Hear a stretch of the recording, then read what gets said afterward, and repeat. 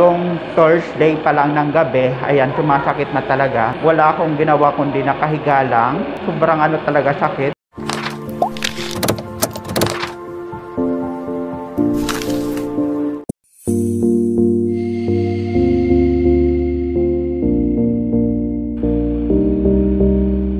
Hello everyone, welcome back dito sa ating YouTube channel. Ngayon parang kakaiba yung ginagawa natin today. Nandito po ako ngayon sa clinic kasi nga parang minalas tayo.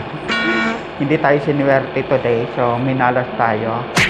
Actually napapansin nyo na wala tayong mga upload itong mga nakaraang araw kasi nga hindi po ako gawa po ng yung paa ko is namamaga, yung dito po, ayan. Yung part dito, ayan.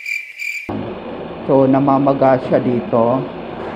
Actually nung ano pa lang, nung Friday pa lang or yung Thursday pa lang ng gabi, ayan, sumasakit na talaga. And then buong araw ng Friday, wala akong ginawa kundi nakahiga lang. Oo po, higa. Wala akong ibang ginawa. Sobrang ano talaga sakit. So nagpahinga lang ako.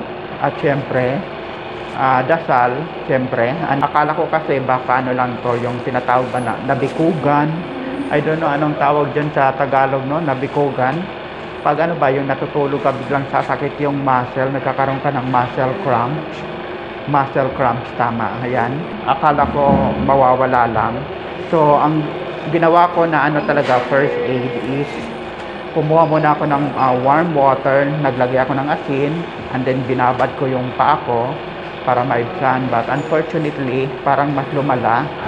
So later on I decided, naglagay ako ng ice, ayan, yung ice inilagay ko sa paa ko para mawala yung ano, yung pamamaga. Kahit papaano na ano siya, naibsan yung ano niya, naibsan yung sakit. Ang mahirap pa dito is yung ano pa talaga, yung paa ko sumasakit na naman, di ba?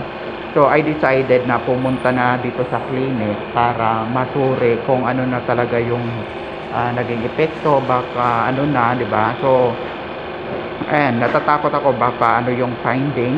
Siyempre, as we get older, kailangan talaga natin i-maintain yung katawan natin, di ba? Yung mga lifestyle natin, yung mga kinakain natin. So ayan, nakunan na ako ng dugo kanina ni Kabayan. Ako yung mga nurse pala dito, puro mga Pinoy. So, madali tayong makapag-adjust, nakakaintindihan, di ba? Ayan. Kinunan na ako. So, meron din pa rin tayong mga precaution. Ayan, naka-gloves tayo para kung ano yung mahahawakan natin, di ba? So, dito naghihintay na ako doon sa ano, yung window na yan. Kasi dyan lalabas yung clinic. Dyan lalabas yung resulta. So aantayin natin kung ano yung magiging result, and then babalik doon sa doctor para ma-check or for analysis ng ating laboratory. So ayan, so kanina din tinirukan din ako. In-injectionan yung puwet ko. Sobrang sakit. Feeling ko talaga na-divergenize na naman tayo, no? So, kailangan lang talaga mag-adjust. So, yun yung mga update natin, di ba? Ayan, may magtatanong, anong pakialam nyo? Anong pakialam nyo sa nangyayari sa akin, di ba?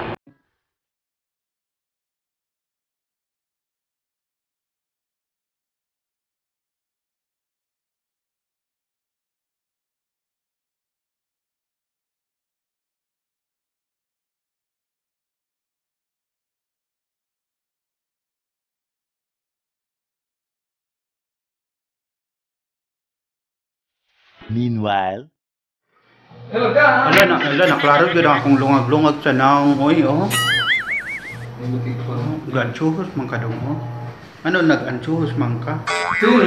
Kila. Anchuhos kay ba? So, nandito na ako sa bahay, hindi na ako nakapag-vlog or hindi na tayo nakapag-update kanina kasi nga medyo na rin, tanghali na, ginutom na kami. So, update ko lang kayo kung ano yung result kanina. kumpirmado nga na mayroon tayong konting uric acid nga, no?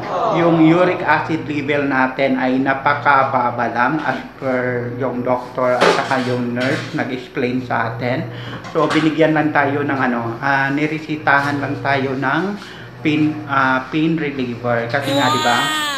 Sumakit nga yung paa natin and then namaga talaga, and then hirapan tayo makatulog, hindi makagalaw, talagang mahirap mag-adjust. So yun, for now kailangan na natin mag-control. Yun ang talagang kailangan natin gawin para mas hindi siya tumaas. So ngayon alam na natin na meron na tayong uric, so magbi-maintain na tayo ng ating kakainin. So yun lang, kailangan talaga natin mag-adjust na as we get older, kailangan talaga careful din sa mga in-intake.